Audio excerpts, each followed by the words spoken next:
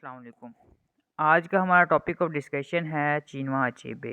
आज की इस वीडियो में हम डिस्कस करने जा रहे हैं एक बायोग्राफी को। तो हम सर चिनुआ अचेबे की बायोग्राफी को डिस्कस करेंगे। चिनुआ अचेबे एक नाइजेरियन नॉवलिस्ट, पोइट और क्रिटिक थे। उनको मॉडर्न अफ्रीकन लिटरेचर के डोमिनेंट फिगर भी कहा जाता है। उनका पहला नावल थिंग्स फॉल अपार्ट उसको अफ्रीकन लिटरेचर में एक पेपर प्लेस हासिल है। उसको ये नावल जो है वो सबसे ज़्यादा पढ़ा जाने वाला नावल शुमार किया जाता है और जिसको बहुत सारी लैंग्वेज में ट्रांसलेट भी किया जा चुका है। उनका पूरा नाम अल्बर्ट चिनुआ इमिगो अचेबे था। थिंग्स फॉल अपार्ट के अलावा इनके दो और वर्क जैसे कि no longer at ease, arrow of God मिलकर अफ्रीकन सो कॉल्ड ट्रायोलॉजी बनाते हैं। उनको फादर ऑफ अफ्रीकन लिटरेचर भी कहा जाता है। हालांकि उन्होंने जो है वो करैक्टराइजेशन टेक्निक को रिजेक्ट कर दिया था। अगर उनके डेट ऑफ बर्थ की पैदाइश की बात की जाए तो ये ब्रिटिश नाइजेरियन के इलाके ओगडी में पैदा हुए। उनका बचपन पोस्ट कॉलोनियल क्रिश्चियनिटी और इज्बो की ट्रेडिशनल सकाफत से बहुत ज़्यादा मुतासर हुआ था। उनकी स्कूल में बहुत अच्छी परफॉर्मेंस थी। इसके बाद उन्होंने एक इदारा जिसे यूनिवर्सिटी ऑफ इबादन कहा जाता है इसमें एडमिशन लिया, जहां ये क्रिटिक बन गए। इन्होंने सीखा कि किस तरह यूरोपियन लिटरेचर में अफ्रीका को डिपिक्ट किया जाता है। ग्रेजुएशन के बाद ये लोगोस चले गए और वहां जाकर इन्होंने नाइजेरियन ब्रॉडकास्टिंग सर्विस के लिए काम किया और ये अपने नावल थिंग्स फॉल अपार्ट जो कि 1958 में पब्लिश हुआ था इसके लिए इंटरनेशनल अटेंशन हासिल करने में कामयाब हो गए। 10 साल से कम अरसे में इन्होंने 4 नावल्स को एक पब्लिशर जिसका नाम हैनोमन है इसके ज़रिए पब्लिश किया। इनके साथ मिलकर इन्होंने हैनीमन अफ्रीकन राइटर सीरीज़ का आगाज़ किया और इसके बाद आने वाला अफ्रीकन राइटर्स जो इनके बाद आने वाले अफ्रीकन राइटर थे उनका कैरियर बनाने में इन्होंने मदद की। इज्बो के लोगों के ट्रेडिशन से मुतासर होकर क्रिश्चियनस के असर की वजह से और वेस्टर्न और अफ्रीकन व्यूज़ को उनके जो क्लैशेस थे उनकी वजह से इन्होंने एक यूनिक अफ्रीकन वॉइस को क्रिएट किया। उन्होंने इंग्लिश के यूज़ को डिफेंड किया। उन्होंने कहा कि इसके थ्रू हम जो है वो क्या कर सकते हैं, ब्रॉड ऑडियंस तक रसाई हासिल कर सकते हैं, ख़ास तौर पर कॉलोनियल नेशंस के रीडर्स तक। 1975 में उन्होंने कंट्रोवर्शियल लेक्चर दिया जिसका टाइटल था एन इमेज ऑफ अफ्रीका, यानी कि जो जोसेफ कॉनरड का एक नावल था जिसका नाम हार्ट ऑफ डार्कनेस था जिसमें रेसिज्म को डिपिक्ट किया गया था, उसके जवाब में उन्होंने ये लेक्चर दिया था, an image of Africa, racism in Conrad's Heart of Darkness. ये लेक्चर दरअसल पोस्ट कॉलोनियल डिस्कोर्स में से उसमें एक लैंडमार्क था। जब 1967 में बाइफोरिया को नाइजीरिया से आज़ादी मिली तो उन्होंने बाइफेरा को सपोर्ट किया और न्यू नेशन के लोगों के लिए एम्बेसडर के तौर पर काम किया। इसके बाद नाइजीरियन सिविल वॉर का आगाज़ हो गया तो इन्होंने यूरोप और अमेरिका के लोगों की मदद की दरख्वास्त की।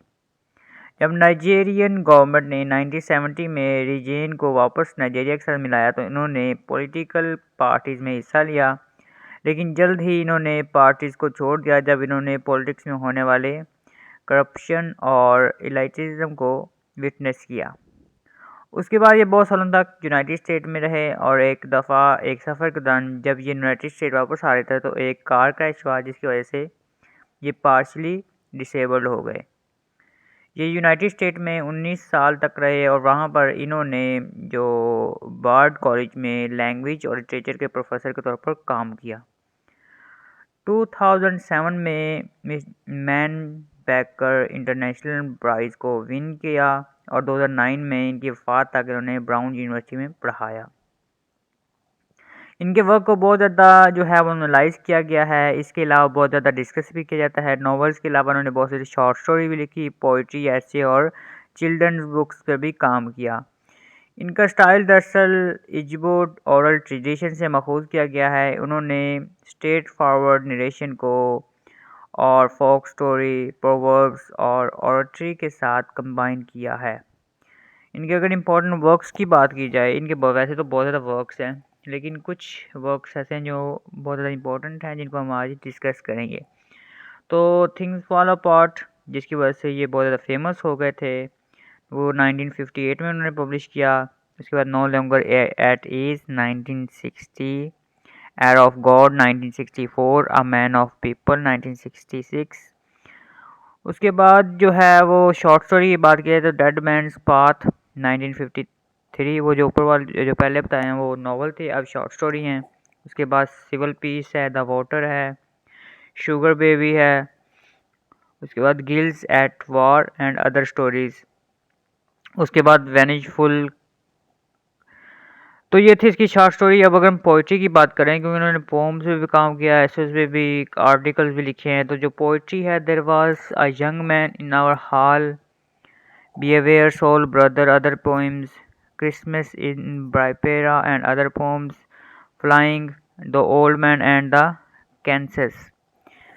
उसके बाद अगर ऐसे की बात की, ऐसे क्रिटिसिज्म एंड आर्टिकल, तो an argument against the existence of faculties, mister Oliver versus art student, listening in the East, Conference of African Writers, review of Jan Joseph Robert, 24 poems, a look at West African writings।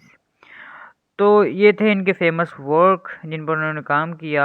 उसके बाद अगर हम उनके ये works को हमने देखा, और इन्होंने पोम्स, चिल्ड्रन बुक्स, आर्टिकल्स वगैरह पे भी काम वगैरह किया। उसके बाद अगर हम इसके थीम्स की बात करें, लाइक चिनुआ अचेबे के जो वर्क्स के अंदर उन्होंने थीम यूज़ किए हैं, ये जो उनके राइटिंग्स के थीम्स हैं, तो उनके अर्ली वर्क में हमें इज्बो की कल्चर देखने को मिलती है। एक क्रिटिक जिनका नाम नेहम यूसुफ है, वो इनकी डिपिक्शन को हाईलाइट करते और कहते हैं कि around the tragic story of Okonkwo and Ezeulu, Achebe sets about textualising Igbo culture identity. वो कहते हैं कि इन्होंने पोस्ट कॉलोनियल और प्री कॉलोनियल की रियलिटी को जो है वो क्या किया है कि कंस्ट्रक्टेड इंपीरियल रियलिटी को इज्बो कल्चर के रिस्पॉन्स के तौर पर पेश किया है। इनका नावल जो कि थिंग्स फॉल अपार्ट है, ये इसकी एक शानदार डिपिक्शन है। ट्रेडिशन एंड कॉलोनियलिज्म के थीम्स को इन्होंने हाईलाइट किया है। उनके नावल एक थीम है tradition and colonialism, African tradition और मॉडर्निटी का इंटरसेक्शन किया गया है। ख़ास तौर पर इन्होंने यूरोपियन कॉलोनियलिज्म पर लिखा है। मिसाल के तौर पर इनके नावल थिंग्स फॉल अपार्ट में विलेज जो कि जिसको इन्होंने मेओफिया का नाम दिया है, उस विलेज में इंटरनल डिवीज़न का सामना करना पड़ा, और जब क्रिश्चियन मशीनरीज वहाँ पर आई, वहाँ पर किस तरह उनको लोगों को वो चीज़ फेस करना पड़ी। अचीबे दरअसल वेस्टर्न इन्फ्लुएंस को दिखाते हैं। ये दिखाते हैं कि किस तरह इजिबो पर असरदार हुआ है जब ये कॉलोनाइजेशन हुई, और जब ये जो वेस्टर्न पीपल हैं आए और वहाँ पर उनका जो कॉलोनियलिज्म आया और उसके इफ़ेक्ट्स वगैरह हुए। उसके बाद ये अपनी एक और थीम्स, अपनी राइटिंग के अंदर एक और थीम्स को यूज़ करते हैं, मस्कुलिनिटी एंड फेमिनिटी। इनके वर्क में हमें ये थीम भी देखने को मिलता है। उनको जो है वो सेक्सिस्ट ऑथर भी कहा जाता है। उन्होंने ट्रेडिशनल सोसाइटी को दिखाया जहाँ पर मेल्स को हाकम का दर्जा दिया था और वो अपनी औरतों पर हुक्मरानी करते हैं। वो इन्हें छोटी छोटी बातों पर मारते हैं, और पैराडॉक्सिकली इज्बो एक ऐसी सोसाइटी थी जहाँ पर सक्सेस से मुराद औरत को अपना स्लेव करना था। इसके अलावा उन्होंने पॉलिटिक्स और हिस्ट्री पर भी बहुत कुछ लिखा, और उनकी जो राइटिंग की फ़िलासफ़ी थी, वो फ़िलासफ़ी जिस फ़िलासफ़ी की बेस बनाकर वो लिखा करते थे, तो उनको मॉडर्न अफ्रीकन लिटरेचर का मोस्ट डोमिनेंट फिगर माना जाता है, मोस्ट डोमिनेंट इन्फ्लुएंशियल राइटर भी कहा जाता है। उनको अफ्रीकन लिटरेचर का फादर भी कहा जाता है, और उसके साथ साथ उनको इंग्लिश लिटरेचर में father of African literature, father of African novel भी कहा जाता है। इनके नावल थिंग्स फॉल अपार्ट को डिवाइट गार्नर ने मास्टरपीस कहा है, जिसकी 20 मिलियन कॉपीज़ को सेल किया जा चुका है। इसके साथ साथ इसको 57 मुख्तलिफ ज़बानों में ट्रांसलेट किया जा चुका है। इन्होंने ना सिर्फ अफ्रीकन लिटरेचर बल्कि इंग्लिश लिटरेचर को भी इन्फ्लुएंस किया। ये नए नए आने वाले राइटर्स के लिए इंस्पिरेशन और कौंसल थे। नॉवलिस्ट मार्गरेट एटवुड ने उनको मैजिकल राइटर का नाम दिया। उसके बाद जो पोइटिस्ट हैं, शायरा हैं, माया एंजेलो, उनके मुताबिक इनकी नावल थिंग्स फॉल अपार्ट एक ऐसा नावल है जिसमें एक रीडर अपने भाई बहन, वालिदैन और दोस्तों और उसके साथ साथ खुद से भी मिलता है। टोनी मॉरिसन का कहना है कि अचीबे के वर्क्स ने इनको एक राइटर बनने पर इंस्पायर किया। उनके इतने अजीम कामों के बाद इनको नोबेल प्राइज़ से भी नहीं नवाजा गया और नाइजीरियन के अकॉर्डिंग ये अनजस्टिस था।